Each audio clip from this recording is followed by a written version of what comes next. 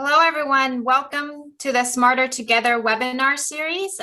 This series looks at how multidisciplinary research can be utilized and anchored for community impact, especially coupled with partnership in the public-private sector and nonprofits and community groups, not only in Georgia, but nationally and internationally. My name is Deborah Lamb, and I oversee the Partnership for Inclusive Innovation. And I'm delighted to welcome our esteemed panel today to talk about building an energy resilient infrastructure and future, just providing a lot of different perspectives, both from industry, but also from research. Let me first talk about some housekeeping. Obviously, if you can keep your screens and your audio on mute, that would be great. If you have any questions throughout the webinar, feel free to type it in the chat box, and we'll certainly look at those at the end for the discussion. This is also going to be recorded, so you can feel free to refer back to it at a later time. We are also live tweeting, and we'll have a short article about this webinar in our upcoming monthly in a couple weeks. So again, thank you so much. Let me just kick this off and reserve most of the time for discussion because of just the great panel that we have. Let me introduce you to Tim Lewin, who is an esteemed faculty member here at Georgia Tech, as well as the Executive Director of the Strategic Energy Institute. Tim? Thank you, Deborah, and welcome everyone. And what we'll do is we're gonna spend our time today talking about resilience in infrastructure, talking a little bit about Texas first, I think, because that's very much in everyone's mind as a very, very recent data point, but then we'll also talk about the Southeast, and we'll just talk more generally about resilience and how we inject more innovation into resilience and build more resilient societies and communities. So what I'm going to do is just quickly have our panelists introduce themselves. And so we will start with Emily. Everybody, thanks for being here today. My name is Emily Grubert. I am an assistant professor in civil and environmental engineering here at Georgia Tech, and I study the energy system, largely focused on the U.S. I think my specific Texas claim is that I was at UT Austin during the 2011 freeze, so it's been very, very interesting to watch this one unfold. So looking forward to the discussion. Arshad, you're on mute. There you go. Thank you, Tim. Arshad Mansoor, President and CEO of Electric Power Research Institute. And what we do is we work together with more than 350 utilities and national labs and universities to shape the future of energy. And the future that we want is a clean and resilient future. Kenneth. Good morning. Thanks, Tim. Kenneth Shiver, Chief Economist and Director of Planning and Regulatory Support for Southern Company, basically the gas and electric utility here in the Southeast with Alabama Power, Georgia Power, Mississippi Power, and AGL Resources. Really, I work on the customer side of the utility industry, especially focusing on the demand side planning aspects and how customers use energy. Great, thank you. And Clint. Thank you, Tim. My name's Clint Vince, and I chair Denton's energy practice and also founded and co-chair their Smart Cities and Connected Communities think tank, which has about 600 members and thought leaders globally. Okay, thank you all. So and like I said, what we're going to do is we're going to start by talking about Texas, and then we're going to work our way to just talking about resilience a little bit more generally. But this first question, let me tee this up for Emily and then Clint. Now that we're a few weeks past what happened in Texas, can you just, I think most people on the phone will know about it, but maybe just summarize what happened. Obviously, there was a lot of things that people thought have happened that we now know didn't, but just summarize what happened. But then also maybe just talk a little bit about, like, who owns resilience? Is it Mr. and Mrs. Market, or is there some person or office or entity? And just, if you can just tell us what happened there. Yeah, so to really kind of summarize very, very quickly, essentially what happened was the entirety of Texas got extremely cold for longer and deeper than is typical. As a result, we saw a lot of failures within the energy system, both on the natural gas side and on the electricity side, in addition to a lot of inadequate capacity really on the demand side as well. So people's homes were getting far too cold. People did not have access to medical care, transportation, the types of things that they usually have. It's kind of a combination of massive, massive demand in response to this very unusual cold situation, and then simultaneously a bit of a failure in supply on a number of really key resource structures. In the intervening time, I think that's also turned into something where we saw a lot of other cascading infrastructure failures. So tons of instances where the water was out. This was not confined to Texas either. I think Jackson, Mississippi's water is just back on now, actually. But things like that, where we saw lots of water system failures, many people still recovering from a lot of issues associated with the outages, and a lot of cost impacts as well. So kind of a multiple infrastructure and long-term issue caused by a deep freeze. Thank you. Clint, you want to add to that? Sure, that was a great summary. I would speak through the eyes of our clients in Texas. I've been running, round-the-clock crisis teams still, and we represent the municipal and electric co-op community in Texas, some of them, and through their eyes, Texas really represents an epic failure of resilience. No one is owning resilience at the moment. To answer your question, Tim, complete massive market failure, as Emily noted, the terrible failure on reliability, about 48.6%, almost half of their generation was not available. Their gas supply was frozen at the wellhead and pipelines. Pumps for storage were frozen. But in terms of human tragedy, dozens of people died, and they still haven't been able to navigate through the financial wreckage. It's been extraordinary as a regulatory failure as well as a market failure. All three members of the Texas Commission have basically resigned. The latest chairman was in there for about 2 weeks, and he was discovered. They revealed a tape recording earlier this week where he assured the financial community that he would tilt the scale in their favor against repricing.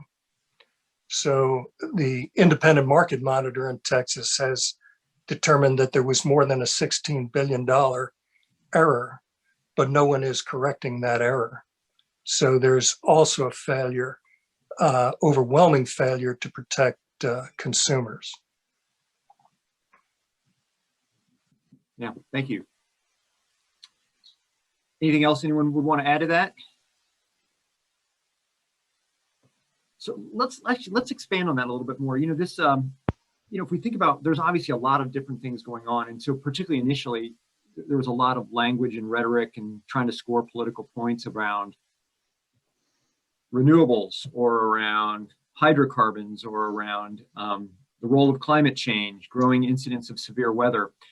So this is a question for Kenneth and Arshad. Can you just reflect a little bit about, how much of this is a matter of some of these large scale systemic factors, and how much of this is Texas is a bit of an extreme case in terms of a very deregulated market, and the role of the private sector and markets in dealing with our major infrastructure relative to more centralized planning and so forth. So Arshad, you want to take that? Thank you, Tim. Yes, sure. I think there's a lot of fingers that are pointing, and when you point a finger at somebody else, there are a couple of fingers that point directly at you. So I think the way we see it is, yes, it's a red herring to say one resource performed better than the other. So some data points. Every resource is expected to do their part of the job to meet a peak load. And if you look at how each resources, wind, solar, nuclear, coal, performed, on an average, every one of them underperformed. Nuclear was the only one that performed close to 80% of what they were expected to perform. And all other resources performed in the mid-50. So the resource performing or not, I think it was a red herring. It was not just one resource, another resource. The two key learnings that we take from what has happened, one is what we call the learnings from the seams of water, natural gas, and electricity. You need water for power plants. You need water to extract gas. You need gas to run power plants, and you need gas to heat our home. And you need power for the compressors on both the gas pipeline. And in the seams, as engineers, we know how to weatherize them. But you have different markets. You have different entities who own the markets. You have regulation that are very different across these three. So I think we have learned the seams lesson in the past. Texas has just made it very clear somebody will need to own an integrated view of resiliency across water, gas, and electric. And one another learning is backcasting is not going to work. We got to look at forecasting. And what we mean by this energy system, the utilities are very good when an event happens, does a postmortem, and then figure out we need to raise the substations. We need to build the transmission line stronger. So that's an event that results in activities. But we have to forecast what the weather is going to look like in 2040. And there are organizations that have amazing tools for us to do that. And then we need to rethink, is our planning, design, operations, markets of how we run a power system, is that ready for that new normal that we expect in 2040? And forecast how much of society will depend on electricity. Right now, only 20% of the energy that we use is electricity. It could be 40, it could be 50% in the next 30 years. So I think that's where we come up with is the key. The seams issue has to be addressed, and we need to start forecasting and not backcasting on how to build a more resilient system. Arshad, could you quickly define seams for the audience? So seams, you have water, you have electricity, you have gas. Each one of them have seams. You have a public utility commission who may be focusing on electricity. You may have the railroad commission that's focusing on water. You have seams related to water is needed for extracting gas. And if that freezes, you cannot extract gas. And then gas is needed to power power plants. And power plants are needed to power compressors on the gas pipeline and on the water. So those are example of seams. You got water, electricity, natural gas. And if you look at 5 years ago, if you just type in your search engine, integrated energy network, that's the vision that we came up at EPRI working with our members. And the need for an integrated, holistic resiliency and regulatory framework was, I think, one of the biggest things that the Texas event highlighted. Yeah. Kenneth, you want to go? Yeah, I'll follow up a little bit on Arshad's comments, some Clint made as well. I think integrated is a very key word, and I'll come to that in a minute here. You know, Texas is a tragedy, and you look what happened there, and Clint kind of hit some of these comments. Our society is deeply integrated, and we've got to have everything put together. And the interesting thing, thinking about electricity, some people in the past have looked at electricity and gone, oh, it's a commodity. And the problem is, and they've tried to manage electricity systems as if they're a commodity. And unlike pork bellies and cotton, there's not really an instantaneous substitute for electricity. Your computer, your control systems don't work on a lump of coal. They work on electricity. And if it's not available, they don't work. And so when we don't have electricity, just as we just found out, the economy stops. And so from our perspective, electricity is more than a commodity. It's not an ordinary commodity. And I think that's where you have to start really looking at how are they planning the system out there.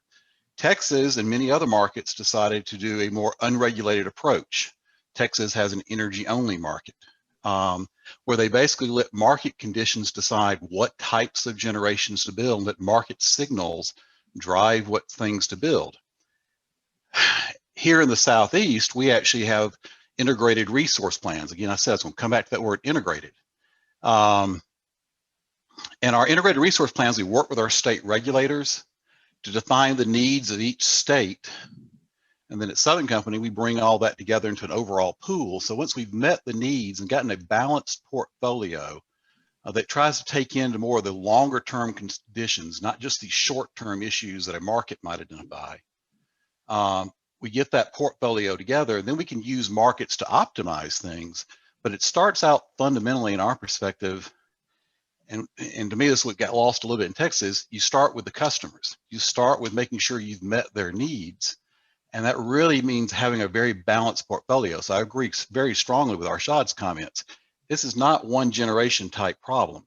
You've got to have all the generation types in an overall portfolio, and not just the generation types, but also things where you're working with customers and looking at, where are the things you can do on the demand side as well to have a healthy portfolio, and then understand how it all comes together. From our perspective, it's just very, very important. And being able to work with the state regulators in each of our states, we feel like this integrated resource planning process really gives us a more robust system that helps us navigate around these challenges that Texas saw. Tim, just to supplement that, if I could, those great comments.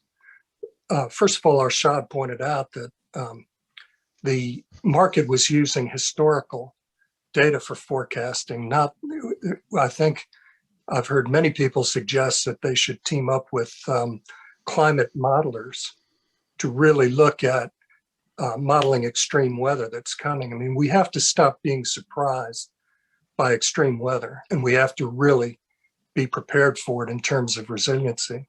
The other thing we haven't yet reached is there are several other shoes about to drop in Texas on the financial side, so that as a result of not repricing the $16 billion, you've got co-ops like the Venerable Brazos, which just went into bankruptcy. They received a $1.2 billion bill for 5 days of energy usage. They were AA rated the week before the storm. And we, to come to Arshad's point and just bring it home at a personal level, gas suppliers have charged as much as 16,000 times the price of gas just a couple of days before the crisis. So people are right now receiving invoices uncorrected from ERCOT saying, pay us $1 billion or we will declare you in default. You can't go into the market. You have no sitting Texas public utility commissioners to correct that.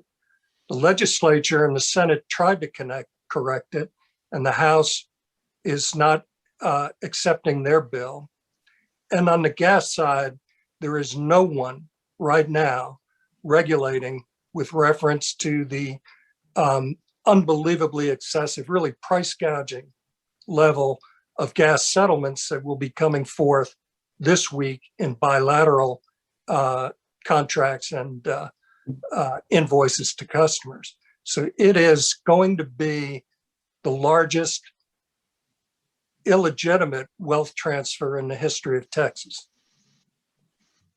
Actually, let me just, I want to poke at that just for a minute, Clint and Arshad, you know, this point about we have to stop being surprised. I guess in a sense, certainly we knew that there were some issues, right, around the hardening of these systems for cold weather. But at the end of the day, we all pay insurance, right? And you have medical insurance and dental and car, and we all make choices about how much we want to insure ourselves against really bad stuff happening. And probably for the vast majority of us, that might work, but there's always going to be severe cases out there, right, which fall outside of that range. So, I mean, part of this is just how much we're willing to pay for insurance. And so, I mean, a lot of power plants are going to go in there and weatherize, right? We know that's going to happen. But they're still going to have to make some decisions about how much investment to put in for a certain probability of, let's say, cold weather or a particular severe event. And so, I don't know. What do you think about that? I'll say that sometimes benefit cost analysis doesn't work when you're talking about a service that is that not just lights our life, but that is an essential service. I mean, I go back 1930, Roosevelt days. We decided to electrify America, the Rural Electrification Act. No amount of benefit cost analysis would have told us to do that. We developed the highway system and we paid for it.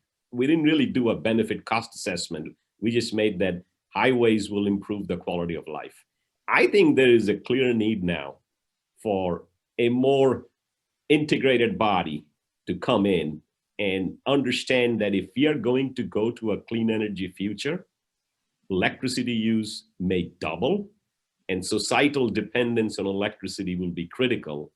And you really can't do a benefit cost analysis to show is 1 in a 10-year loss of load probability the way to go.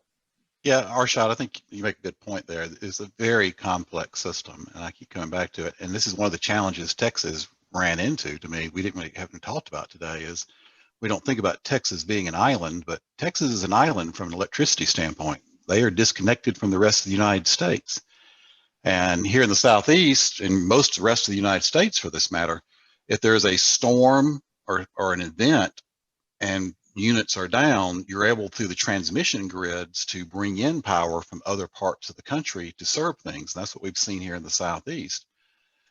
Texas was not able to do that. There was no way to get any more power into the state when the units failed because there was no interconnections there. The other issue from our perspective, and this gets back to this markets question, a lot of these markets that deregulated, they basically separated generation from transmission. And it's great that you've got all these different types of generating stuff, but if they're not properly interconnected across a whole bunch of scenarios that could occur out there, then they don't work because they can't get the power from point A to point B. So that's another thing that I think with Texas is like they had markets telling what generation to build, but there was nothing to making sure that generator was fully interconnected like integrated resource plans tend to help you do in other markets. Well, Really, actually, I'm sorry, go ahead, Clint. really key point. And Arshad also pointed out that the one of the things they'll discover when they do forensic analysis of Texas is the regulatory failure on the intersection between gas and electricity in particular, water also. But there was no one making sure, as would have been done maybe in an integrated resource plan, nobody making sure that there would be enough gas for the generation and it would be available, especially when it was either frozen or competing with home heating. And on cost benefit analysis, you know, if you talk to the parents of the 9-year-old child that died of hypothermia in his bed, or his community, or the 4.5 million people in Texas, people and businesses that were without electricity, heat, and in many instances, water, not just on short duration rolling blackouts, short rolling blackouts, but for days. I think they all would tell you that they would pay more for better safety and reliability. Yeah. But now we saw the same thing happen, right, in the Northeast during the polar vortex, where it's a similar deal, right? We were running at, there wasn't enough gas prices spiked, totally different kind of market. I mean, what's the same and what's different? To kind of add on to what has been discussed for the last question, also kind of address the Northeastern one, I think in general, when we see these kinds of big failures on the system, whether it's because of a storm, transmission failures, distribution failures, generation failures, whatever it happens to be, we tend to focus so hard on thinking about resilience and reliability only from a supply side perspective. And I think as we think about what the next steps are here, one of the things that I'm honestly quite worried about is that we will go into really, really intensive efforts to maybe weatherize plants or weatherize some of the natural gas system and stuff like that, and not weatherize people's houses. I think as we think about trying to optimize our system around providing people with energy services, like making sure you're warm enough in your house, making sure that you are cool enough in the summer, and those types of things, really thinking about this as an integrated system that includes the demand side as well, and recognizing that there are certain types of investments that are likely to provide multi-resilience. So, you know, weatherizing a power plant against a very extreme cold event is not actually going to help you in a hurricane necessarily, whereas making sure that you have emergency plans, emergency centers, weatherized homes, ways for people to get their medication, et cetera, those types of things tend to be much more robust under a number of different conditions. And so I think what we saw in Texas, what we saw in the Northeast, what we see during hurricanes, what we see during wildfires, all of these types of events, I think, do kind of emphasize the point that we don't really optimize around ensuring that we're delivering energy services to people so much as we're optimizing around kind of midpoint indicators on the system. And that's important too. Like, we do need to care about the reliability of the power plants and the reliability of actually delivering infrastructure. But I think there's a lot of opportunities here, especially as we think about the uncertainty of the future associated with climate change and so forth, of really thinking about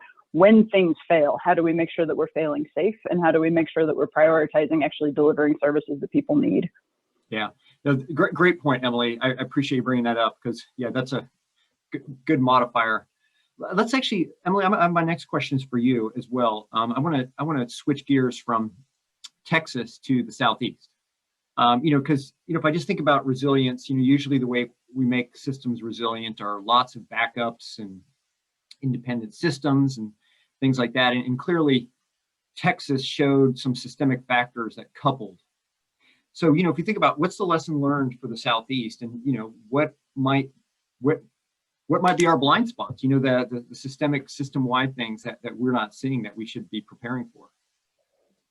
Yeah, and I'll stay on my energy services provision topic there too, because I think what we do see in the Southeast that is true in Texas as well, but I think has been really highlighted in a lot of ways here recently.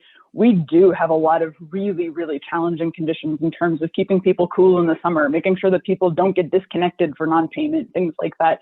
Even when our systems are operating the way that we expect to, we have huge energy burden problems. We have huge lack of access to sufficient air conditioning, these types of things. So when we think about resilience from that perspective of really focusing not just on is the power on, but also do people actually have access to the things that they need, I think our real lesson is really around trying to emphasize what is being delivered versus what do we have the capacity to deliver sometimes. I think particularly looking at increased heat waves, increased issues where, we have a lot of impoverished communities in the Southeast that really don't have access to sufficient cooling in the summer in particular as one of our really, really big challenges out here. So as we think about what our resilience challenges are, as Kenneth mentioned, we're more connected to the rest of the country. I think in a lot of ways, we have a less likely outcome of, having the entire Eastern Interconnect go down. Having a storm that covers the entire Eastern Interconnect is a lot less likely than having a storm that covers the entirety of ERCOT, which we saw this last month. But that doesn't mean that we don't have massive energy burden problems and that we don't have massive, massive disparities in terms of access. And I think that is one of our large regional energy resilience challenges, frankly. Kenneth, do you want to add to that? Yeah, Tim, I think the other thing Emily hit a lot of, it's the weather down here. And it's one thing that kind of come out in this Texas question and some of the things we think about is you do need to think about more than just midline indicators. I think you made that point earlier. One of the points I make to a lot of people, because people try to take Georgia and compare us to California, and I kind of go, here's the difference. It's hot and it's cold here. California is neither. And especially if you think about what happened here with the cold, I mean, we deal now, and this was not true 10 years ago, looking at both summer planning and winter planning and being challenged in both seasons. We're more dual challenged now across seasons. And especially when we look at Texas, what happened here, it was cold in Texas. We need to acknowledge that. And the challenge we've got here in the Southeast, and I think we've been talking about this a lot internally in several different venues, it's interesting what happens to you when it's cold. Our uncertainty of what customers are going to do is twice as high when it's cold than it is in the summertime. Now, there's kind of two reasons for that. One is we don't have many data points. We're talking about, oh, we need to focus and look ahead. Well, the problem is that's great. We need to do that, but it's still based on historically how have customers responded to different really cold temperatures. And I can count in the Southeast on one hand the number of sub 10 degree temperatures we've had in the past 40 years. So my increased uncertainty in the wintertime is partly due to few number of data points, but it's also interesting when it occurs, because summertime customer behavior, we peak out usually about 4 o'clock in the afternoon. Everybody's at work, everybody's kind of doing everything. But in the wintertime, it's at 7 o'clock in the morning. And think about your own personal behaviors. You get up on a really cold morning and you decide to roll over and stay in bed. Guess what? You may have shifted the peak by an hour, because that's what's going on at 7 o'clock in the morning in the winter when it's really cold. Everybody's waking up, and there's a lot of variability around customer behavior and business behavior at 7 o'clock in the morning versus the afternoon. So the planning challenge is much, much harder in the wintertime. And I do agree with Emily. We got to think about how do we deal with that? How do we make our system, not just from a supply side, more resilient? Now, we have done a lot of that. And I'll say that we took a lot of learnings out of the 2014 polar vortex here in the Southeast. And one of the key learnings we had coming out of that is yeah, generation units have problems when it gets cold, but the problems get worse the colder it gets. It's not just an on-off switch. Oh, it's cold, we've got a problem. And so we actually take that into account. We do something called Monte Carlo modeling. And we look at what are all these different conditions, and actually things get worse, more outage risk there, build that into our reserve margins to make sure on the supply side we have everything. And then on the demand side, we are also doing lots of things with low income weatherization and things like that to help manage those pieces, because the more you can have a home that is better insulated, has better energy efficient equipment, it does help blunt some of these extremes on either side of the equation. So yeah, that's why the EIRP process, I'll just say, is critical to bring both together supply and demand side issues for the customer, because you can't do it in a vacuum. You got to look at both sides of it. Yeah. I just want to real quick go back, Emily, to you. And you mentioned hurricanes earlier. Can you just comment a little bit about, kind of hurricanes in Southeast and again, increasingly severe weather and increasingly severe incidents of hurricanes? I think there's some pretty clear data there. Yeah, and I think what's kind of interesting when we look across all the different types of failures that we see on the energy system is that they do come from different sources, right? Like having a, as Kenneth just mentioned, very, very cold conditions create very different challenges for a grid than high winds and big rains and things like that. And so when we think about some of the challenges that we face, a lot of them are not necessarily all that easily addressed by planning ahead for things that you're probably not going to be able to predict to a really high level of precision. So I think that's part of why, particularly here where we do tend to face these storms that are a bit unpredictable. I mean, like the one that almost came through Atlanta this morning and seems not to have been as severe as people were maybe thinking it was going to be. But, I know there were Georgia Power trucks driving all around my neighborhood kind of preparing for what might have come down. And that's really important. But this is not the kind of thing where it's really easy to predict exactly what's going to happen when 20 years in advance. And so thinking very carefully about, what happens when the power does go out, because sometimes the power is going to go out. And how do we make sure that that stays as short as we can? And how do we make sure that it gets, evenly distributed to the extent that we can is really important. But what actually happens when the power goes out, and how do you account for a lot of the challenges that come when you do have outages, I think is going to be a really, really important part of responding to these big storm events in particular. Yeah. And Tim, I'd add one thing in there to say, I think that's where we've been fortunate in the Southeast with our state regulators, just being able to look at those longer term issues, make sure we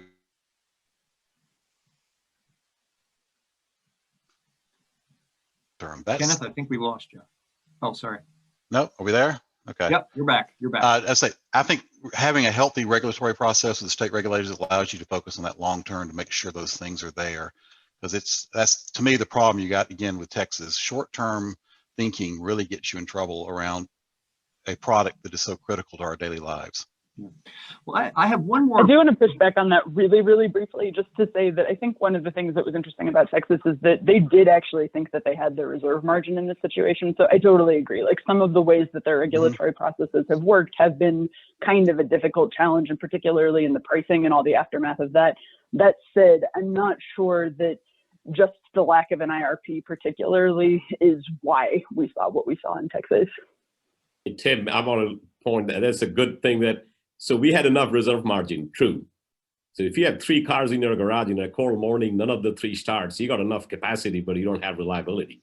So yeah, we had reserve margin, but we didn't figure out how to value reliability and resiliency so that one of the car could start. So I think it's a matter of that not Texas didn't have enough reserve margin, but we really didn't have a good market construct to value reliability and resiliency. Totally agree with Arshad on that, Tim. And you were getting at a point that's vital, especially in the Southeast, and that is turbulent weather. Another thing that we just can't afford to be surprised by any longer. For example, I've represented the city of New Orleans for decades, helped them reconstruct their electric and gas system after Katrina. The turbulent weather right now is the Achilles heel for the Southeast. Then the type of storm reserves we used to set aside 20 years ago are tiny compared to storm reserve funding we have to set. We now have securitized funding to have storm reserve available on an anticipatory basis. Also, communications in Texas and the Southeast frequently are very poor. Even in the last load shedding situation in New Orleans, for example, the local utility informed that there would be a load shed after the event occurred. So that's an area that needs work. I'm really glad also that Emily reinforced the need not just look at this on a supply side basis, but also on the demand side, because there's tremendous opportunity for demand response. But at the end of the day, you're going to need some, at least during the transition period until better energy storage technology can be developed, you're going to need some fast start, black start generation located in communities in the Southeast to pick up the pieces when transmission lines are blown out and other generation is disrupted. Let me, we have about 5 minutes left before I want to throw it out to the audience. So for the audience, I have one more prepared question, then I'll start taking it from the chat. But we've talked about this idea of valuing resilience. It's come up several times, so I want to come back to this point. And Clint, I'll start with you and then go to Arshad. But how do you value resilience? I mean, it's a tough market. I have my own company in the energy business, and we've developed resilience products, and we've found they're really hard to sell. It's easy to sell things that reduce cost and help people improve efficiency and things like that. So can you just talk about how do we inject more innovation into resilience? How do we create these markets and so forth? It's another great question. Let me give you two practical examples.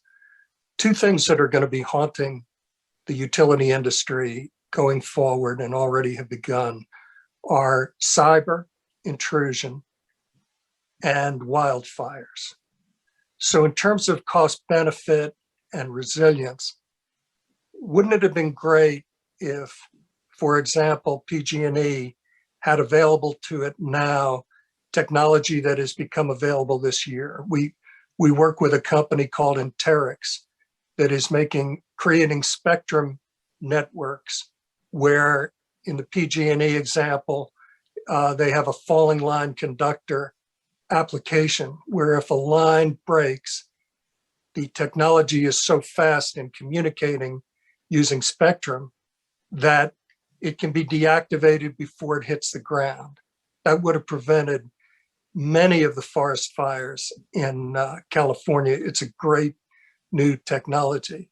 Same company with respect to cyber is able to basically create an air gap between the current utility network and commercial carriers and 5G. So that type of technology and concept, if you can isolate the system and secure it, that will help tremendously with respect to cyber. Yeah. Arshad, you want to add to that? Well, I want to add to the resiliency innovation piece and kind of take a thread that Emily mentioned. And I think that's one that's often overlooked. When we think about resiliency, we think about infrastructure resiliency, build a substation that can withstand an 8-foot flood, or build a transmission distribution lines for more wind.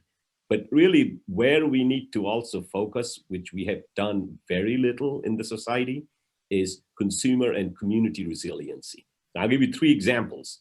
There is more than 1 million rooftop solar in US roofs today.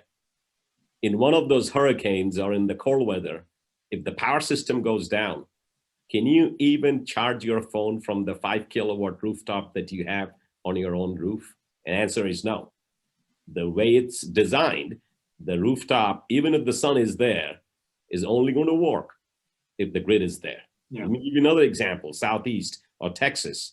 You have gas heating and you have electricity. You lost the electricity. Does your gas furnace work?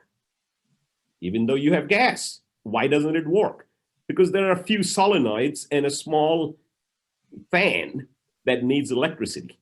Why can't we put an uninterruptible power supply so that gas can heat the home when electricity is not there?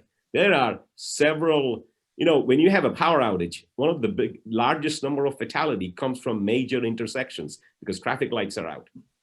Why doesn't every intersection traffic light in the entire United States has battery backup that the utilities can deploy during regular time as a flexible load, but it's a backup for the traffic lights to work during a power outage. So I think there is a significant rethinking we need to do on consumer and community resiliency, and there is a plethora of technologies that will get in. How do you value them? Who makes the investment? That's really where a lot of the work needs to be done. Thank you. Well, let me we're getting a number of really nice questions in the chat. So let me start with Marilyn Brown's question, which is, there's some really interesting discussions happening right now around a Southeastern energy exchange market. So I'll just throw this out to the group. How would you see that impacting, the discussion we're having here, reliability and resilience for the region?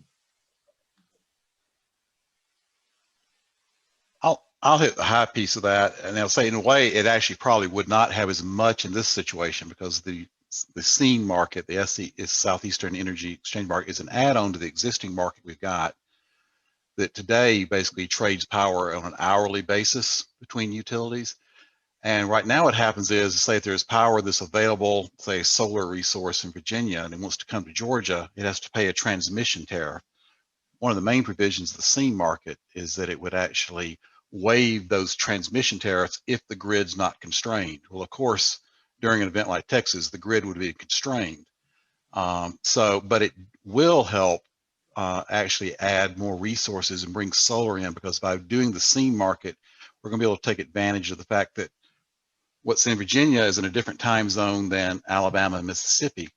And so you can actually bring solar resources across the region more easily, which actually we believe will lower cost to customers.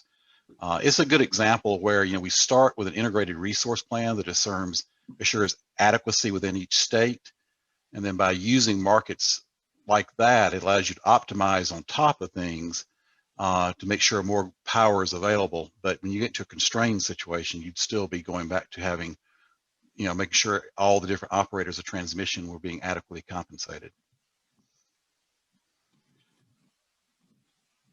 Another question here is, just coming back to some of this discussion here on infrastructure planning and integrated resource planning. There's this, someone has very nicely noted the point that, how the infrastructure is actually used and how it's planned aren't necessarily the same thing. In particular, as you're getting more and more variable renewables coming online, obviously you can't dispatch those directly by system operators. And so any thoughts on how you more directly align the some of the front end planning process with the actual operation of the system? Again, I'll just throw that out to whoever wants to grab it. I think you got to start with grid modernization, because we've had a century-old grid where it's one directional. And in order to handle distributed energy resources, some of the growth we're going to have, you really need to modernize the grid so it's multi-directional. And also that gets into layering on advanced telecommunications so that you can convey data much, much more quickly and begin to set up a structure that can accommodate the sort of hybrid we'll have, at least in a transition period, as you move away from central station toward more distributed generation. And electric vehicles, you'll need, in addition to layering in advanced telecommunications, you're going to have to layer in mobility and transportation into your modernized infrastructure.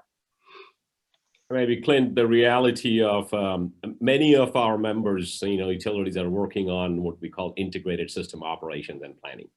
It's a big need for not just planning on the operation side. If you're in a vertically integrated state, even it's difficult. Integrated system operations and planning, even if you're vertically integrated, it's challenging. What happens when you're in a full market and each one of those entities are owned by different jurisdictions, and you now have to do integrated system operations and planning? We can get 4 or 5x more solar and wind in the next 10 years that many are predicting without figuring out the markets and the regulatory mechanism that would be needed. So we are doing a full integrated system operations and planning, both on vertically integrated utilities and places like Texas, which is fully deregulated. Emily, can I ask you to add? You brought in the point around equity and how when these things happen, they're not felt equally. Can you kind of add that overlay on top of this discussion?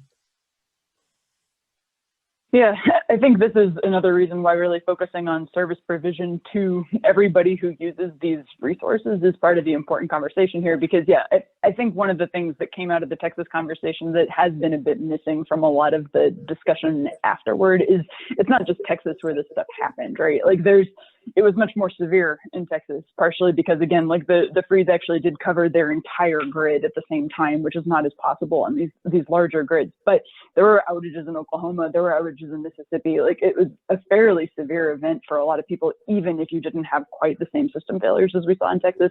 And quite frankly, even if the power had stayed on in ERCOT, like if you are homeless, if you are not sufficiently sheltered, et cetera, like that would have been a very bad storm regardless, because people just don't have access to a lot of these services. And so I think, again, thinking about how we design our energy systems around service provision really does become incredibly important over the next several decades, not just for those reasons and kind of the already large equity problems that we have, but also because, just to kind of piggyback on some of the conversation we were just having, the system that we have now looks very different from the ideal system that we could get to in a fully decarbonized world, which in turn also looks very different from what it's going to be at 20%, 40%, 60%, whatever. I think one of the really big challenges of the next several decades is recognizing that the optimal system at 30% penetration of zero carbon resources and 70% of everything else looks very different from a system that you designed to be 100% zero carbon with a lot of variable renewables in there. And so as we think about like where you're actually willing to accept non-optimal conditions because you're setting yourself up to do better in 2050 or something like that, and thinking about who's being impacted in ways that are maybe different because of the way that you're designing, we are going to have suboptimal conditions. And I think we need to be very, very careful that those suboptimal conditions don't always fall on the same groups of people, which we have historically not been that good at, frankly. Yeah, thank you. Anyone else want to add to that?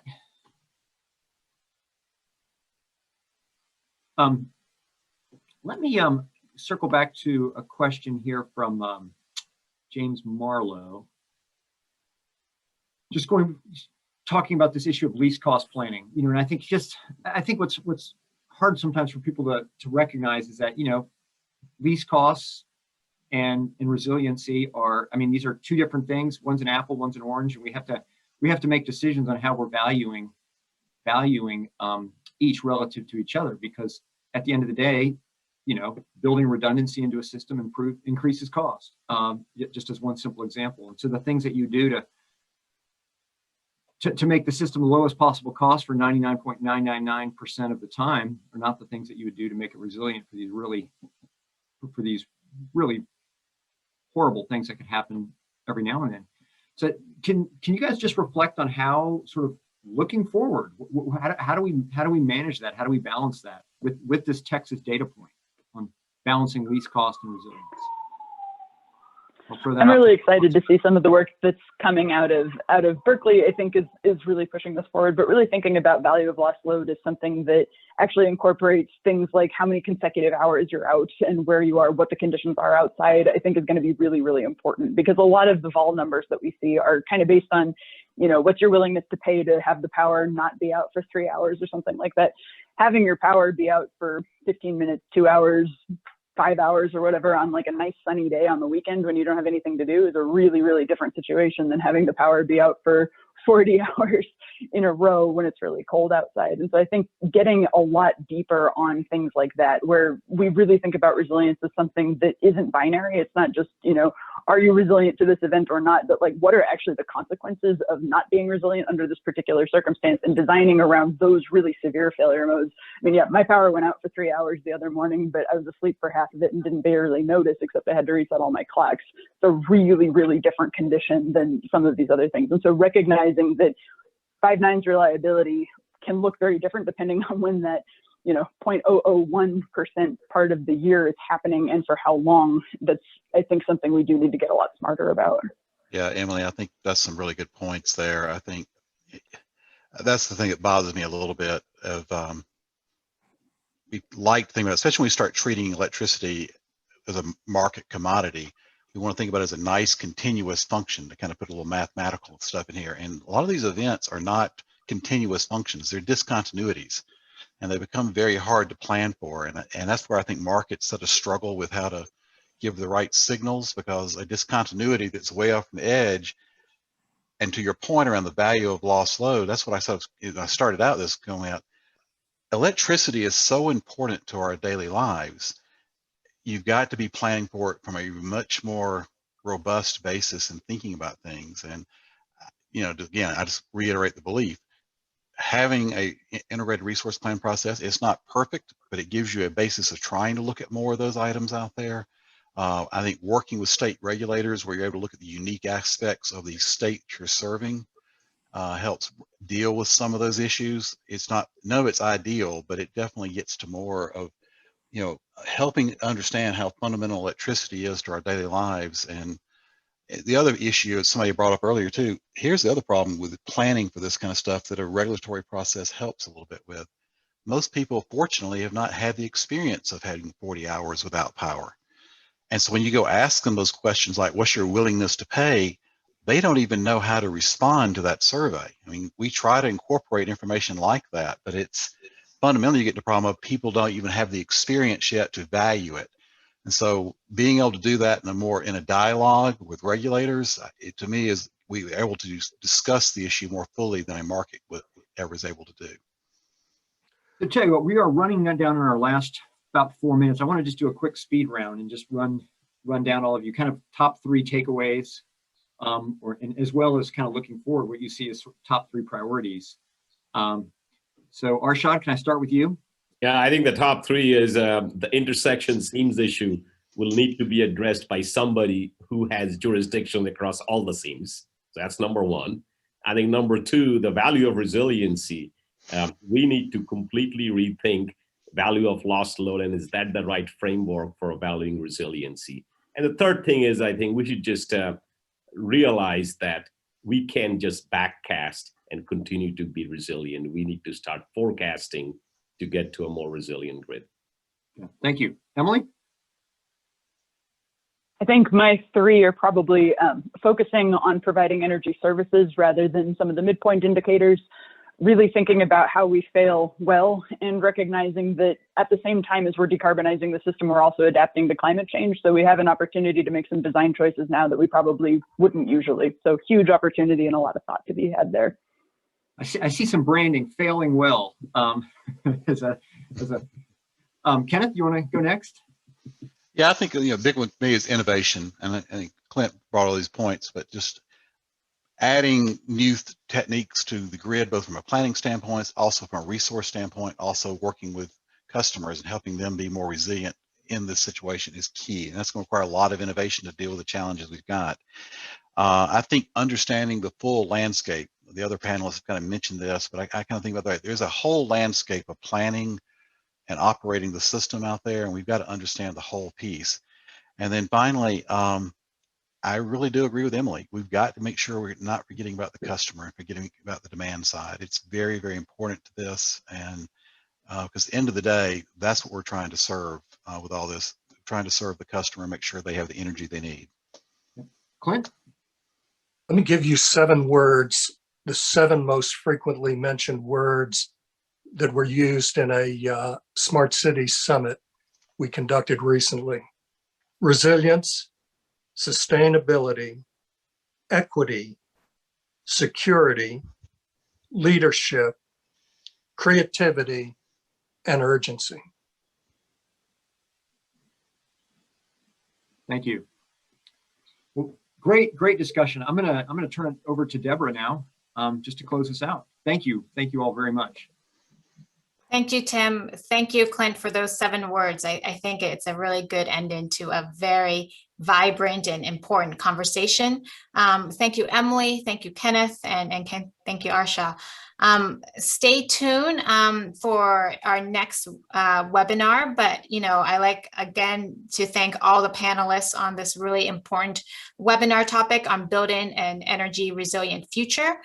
This webinar in particular was co-sponsored with us with the Strategic Energy Institute, of course, as well as the School of Civil and Environmental Engineering with our chair, Donald Webster, who's also online with us. So really appreciate this. I want to thank our very lively discussions on the chat box. There's a lot of expertise, not only from the panel, but I also suspect in the listening audience, and I really appreciate it. This webinar will be, the link for the recording will be online.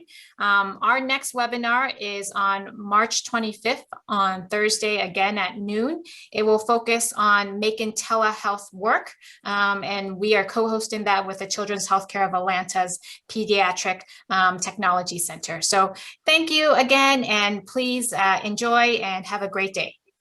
Thank you. Thank you. Thank you all. Thank you all.